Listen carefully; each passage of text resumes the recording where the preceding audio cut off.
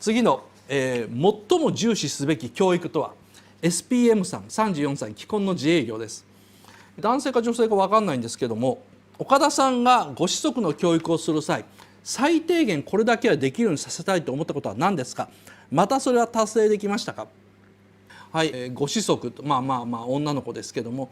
俺娘にしたと思ってる教育はもう3つしかなくて、1つ目は娘が小学校の高学年ぐらいになった時にですね、いきなり2ちゃん用語を使い出した時があって、それは恥ずかしいからやめろっていうふうに言いました。でこれはなんかいや学校でもみんな使ってるっていうふうに言ったんですけども、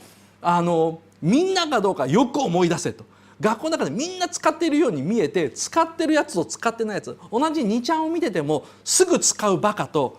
一回心の中で貯めて使うべきかどうかを考えてるやつがいるから、それを見分けろって言ったらですね、しばらくしたら2ちゃん用語を使うのがパッタリやめてですね、娘は小学校5年かなで2ちゃん用語を使うのをやめたので、俺はいい年して2ちゃん用語を使ってると、精神年齢11歳だというふうに決めてるんですけども。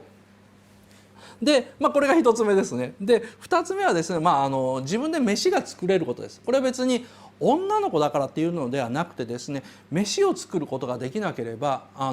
自活する自信が湧かないんですね。で全ては僕は人間が何ができるのかの基本っていうのはご飯が作れることだというふうに思っているんでですね、ご飯が作れればご飯を作るのが面倒くさいから金を出して外で飯を食おうというふうに発想できるんですけども、それがなんかサイトでできないとちょっと後々自分の選択肢が急に狭まっちゃうというふうに思ってるんですね。ご飯が作れること、人のためにもご飯作れることですね。自分が食うものじゃなくて、例えば僕とか母親とかに対してご飯を作って、それが美味しいとかまずいとかと言われてもですね、それに対して踏ん張れて次の日も作れる程度の精神力があれば、世の中生きていけるというふうに思ってるんで、ご飯が作れるんですね。で3つ目はですね、これ教育と言えるかどうか分かんないですけど、家を出たがることですね。あまり家をですね快適な環境でいつまでもいる場所にするとですね、僕なり母親なりがですねしょっちゅうずっと稼いでですね娘を支えなきゃいけない。そうでなくてですね、娘が早く独立してくれたらその分家をダウンサイジングできて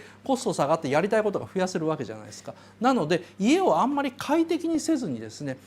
なんか家から出てもらえるように考えました。だからさっきの話は東京に生まれて東京に住んでて親と一緒に住んでるんだけども出ていった方がいいんでしょうかって、いやそれは出ていくやつは頭がおかしいと思うんですけども、逆の立場で東京で親をやってます、で子供がいますと、子供にいつまでもいてほしいと思うんですけどというのが来たら、お前は頭がおかしいのかというふうに答えますね。